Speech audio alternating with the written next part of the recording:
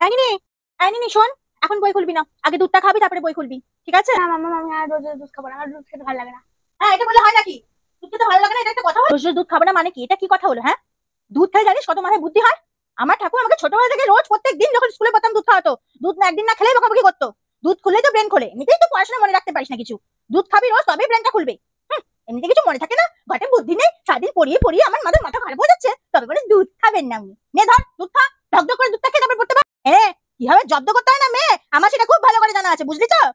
অত সস্তার মা আমি নই। নে দুধ খা, ধর দু হাত দিয়ে ধর, ঢকঢক করে খা খা। হ্যাঁ, বল এবার বই খোল। হ্যাঁ, বৃষ্টি আমাকে ডাকছো, বলো। ও, হোমওয়ার্ক করেনি দুদিন ধরে? পড়বে কি করে? আমি জিজ্ঞাসা করেছি কি রে, আন্টি তো দুদিন আসবে না, তুই আন্টির হোমওয়ার্ক গুলো করে রেখেছিস তো? হ্যাঁ মাম্মা, মাম্মা সব হোমওয়ার্ক হয়ে গেছে। মিথ্যে কথা বলে না। যাক আজকে আন্টি তোর কিভাবে তোকে জব্দ করতে হয় আমার সেটা খুব ভালো করে জানা আছে না। সকালবেলা দেখবা সবারই কাজ থাকে, একটা সংসারে তো সব বউ মানুষ মানে সকালে কাজ থাকে। তোকে আমি পড়তে দিচ্ছি তুই পড়, ও পড়ে না, সারাক্ষণ ভিডিও গেম খেলবে, ভিডিও দেখবে, রিলস দেখবে, এইসব দেখে। দাঁড়া তোর ভিডিও গেম ভিডিও রিলস আমি বার করবো। আর ও হ্যাঁ, তুমি কিন্তু ওকে একটু শক্ত হাতে ধরে বলে দিলাম, ওকে না বকে বকে না ওর এই হাল হয়েছে। ওকে একদম মানে ঘাট চেপে ধরতে হবে। ও ভালো মানুষের মেয়ে না, জানো না? ভালো মুখে বললে কথা শুনে না, রাজ্য করে না, মারতে হবে, ধরতে হবে, মানে বকাবকি করতে হবে, তবে কথা শুনবে। তোমাকে আমি একটা লাঠি ডাং এনে দেবো বড়, ওইটা দিয়ে তুমি ওকে মারবে। আচ্ছা চোর বাবা, আমি কিচ্ছু বলবে না, তুমি যত বড় শাসন করবে কিচ্ছু বলবে না। শাসন না করলে কখনো মেয়ে মানুষ করা যায় বলো? আমি তোমাকে মানে কি পারমিশন দিয়ে দিলাম, তুমি গায়ে দাগ বসে দিলে আমি কিচ্ছু বলবো না। দেখো এখন মুখখানা কেমন করে কাচু মাচু করে আছে, যেন ভাজা মাছটি উল্টে খেতে জানি না।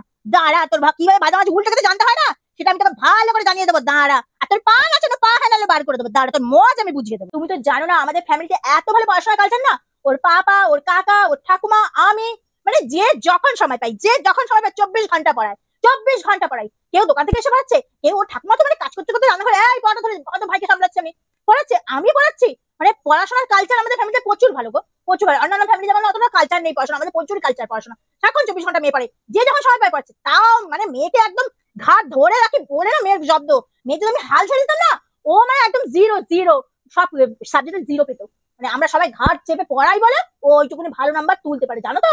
নাহলে ও পারতো না। ও আর বৃষ্টি, তোমাকে আরেকটা কথা বলছি, আমার মতো গলার ভয়েস বাড়াবা, আমার মতো মানে কি বলবো, 7টা বাড়ির লোক, 7টা পাড়ার লোক, 10টা পাড়ার লোক যেন জানতে পারে, এরকম গলার ভয়েস বাড়িয়ে পড়াবা।